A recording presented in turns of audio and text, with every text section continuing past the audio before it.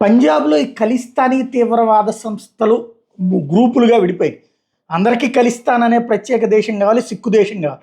కానీ అందులో ఎవరు గొప్ప అన్నటువంటి దాని మీద గ్రూపులుగా విడిపోయినటువంటి పరిస్థితి. అందులో ఒకళ్ళు బ్రిటన్ వాళ్ళ సహకారంతో, ఒకళ్ళు కెనడా వాళ్ళ సహకారంతో నడుస్తుంటారు. ఈ గోల్డిబ్రార్ గ్యాంగ్ వచ్చేటప్పటికి చాలా ప్రమాదకరమైనటువంటి గ్యాంగ్. పక్కా స్కెచ్ వేసి ప్రాణాలు తీయడంలో స్పెషలిస్టులు.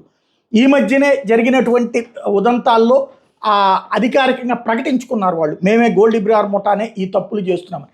దిశా పటాని ఇంటి దగ్గర మొన్న కాల్పులు జరిపినటువంటి కేసులో వాళ్ళ సిస్టర్ వ్యవహారంలో కావాలనే మేము చేసాం, ఆవిడ వేరేగా ప్రవర్తించింది అంటూ అందులో హిందుత్వాన్ని జొప్పించారు.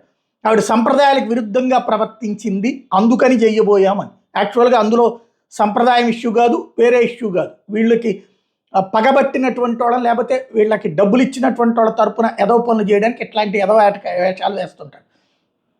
దాని మీదన ఇప్పుడు ఉత్తరప్రదేశ్లో జరిగింది వచ్చేటప్పటికి, ఉత్తరప్రదేశ్ కాబట్టి యోగి ఆదిత్యనాథ్ సర్కార్ వదిలేస్తుంది అక్కడ. ఉత్తరప్రదేశ్లో కాబట్టినే ఈ సనాతన సంప్రదాయాన్ని యూజ్ చేసే ప్రయత్నం చేశారు. అట్లాంటి ట్రాప్లో పడలేదు యోగి సర్కార్. తాజాగా గజియాబాద్లో వాళ్ళని లేపడేశారు, ఆ నిందితుల్ని లేపడేశారు. నిందితుల్ని పట్టుకునే క్రమంలో ఎదురుకాల్పులనే సహజ సిద్ధమైన కథ చెప్తారు.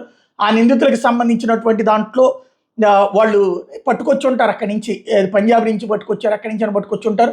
అరుణ్ రవీంద్ర అనేటటువంటి వాళ్ళు ఈ కాల్పులు జరిపారని గుర్తించారు.